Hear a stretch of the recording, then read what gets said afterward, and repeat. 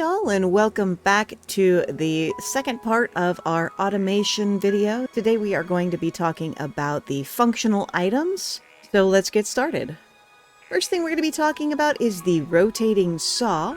It's actually an entity, so it is limited by the mob cap, just like your helicopter is and a few other items in the game.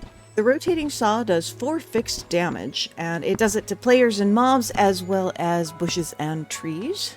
Both of them automatically search for crops, trees, bushes, and planters, and they can be restrained from movement by using walls or virtual walls.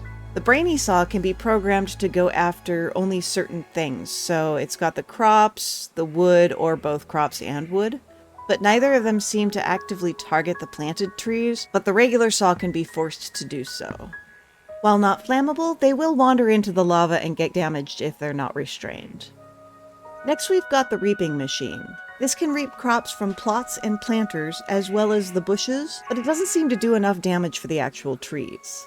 Their effective range is about 3/5 of a tile, so to actually hit the hitbox it must be inside the dirt area, so it's not going to work on more than one crop plot at a time, but it will hit more than one planter.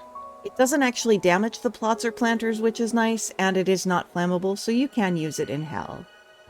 And next we've got the excavator.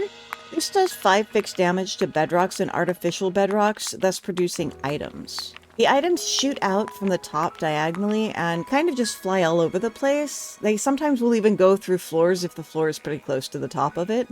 The excavators can mine any rank of bedrock, but it gets slower as the ranks increase because the damage required to produce an item does get higher. And the excavator is flammable, so unfortunately it cannot be used in hell.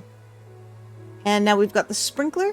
The sprinkler waters crop plots and planters in an area around itself. If the hitbox from the crop plot or planter are in range, it will water the whole plot. If it's placed in the center of a crop plot, it will do a range of about 5 by 5, excluding the 2 corners as seen here. And if placed on the border of the plots, like right in the corner, it'll do a 4 by 4 range as seen here. It also waters a full floor above and a quarter floor below itself. Monos will actually duplicate when in the range of the sprinklers, so be careful with where you put your farms unless you actually want that to happen. And it is not flammable, so you can use sprinklers in hell. And next we've got the livestock farm. As you can see on the list here, it produces 1 specific item from each of these mobs, but it does damage the mobs over time. Using arch heals or green monos can heal the mobs in the farms indefinitely. Each livestock farm holds up to 10 items which can be released by using the droppers. And the more droppers you use, the faster they will be released. And it is flammable, so it can't be used in hell. Pets can be used in both the breeder and the livestock farm, and when used, can also be healed with the pet potions and the pet heal skill. Next we've got the breeding facility. This breeds a new creature about every 15 seconds. And again, this damages the creatures approximately 10% every 10 seconds. You can negate this by using arch heals or green monos to heal the mobs on the pedestals. The resulting creatures' levels will be an average or lower of the 2 mobs that are on the pedestals. If the 2 mobs are the same level, they'll almost always be lower, but there is a 1% chance to pop out a higher level mob. The resulting creature will already be charmed, so there's no need to damage it to actually put it in the monster prism. And the resulting creature will always be the same as the creature that's standing on the left pedestal. The breeding facility is flammable, so again it cannot be used in hell. And next we've got the multi-sling. The multi-sling fires items that are put in its inventory directly in front of it. It can be set at a time range from 5 seconds to 300 seconds, and can be used to plant seeds in a 1x2 area in front of it.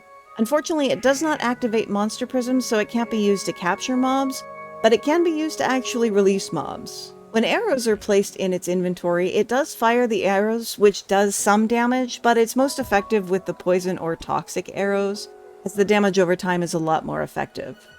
Multi-slings are flammable, so they can't be used in hell either. And last, we're going to talk about the monolith. Like the render physics setting, monoliths allow automations to continue while a player is on the same island but not nearby. But in the case of monoliths, it's only in the defined area. We've got the regular monolith, which keeps 1 chunk loaded, and 1 chunk is 4 by 4 tiles. And then you've got the 3 by 3, which is a 3 by 3 area of chunks or 12 by 12 tiles. The range can actually be seen on the map when placing it, or by activating the range border on the monolith by pressing E. The monoliths don't appear to catch fire on their own in Hell, but if exposed to fire, they do seem to catch fire and take damage. And that's just about everything on the functional automation pieces. If you have any questions or comments, you guys are welcome to join us on our Discord. The link is at the bottom here, or you can always leave a question or comment in the video itself. I do reply to them as well. As always, thank you guys so much for watching. If you enjoyed this video, click like and subscribe, and have a great day.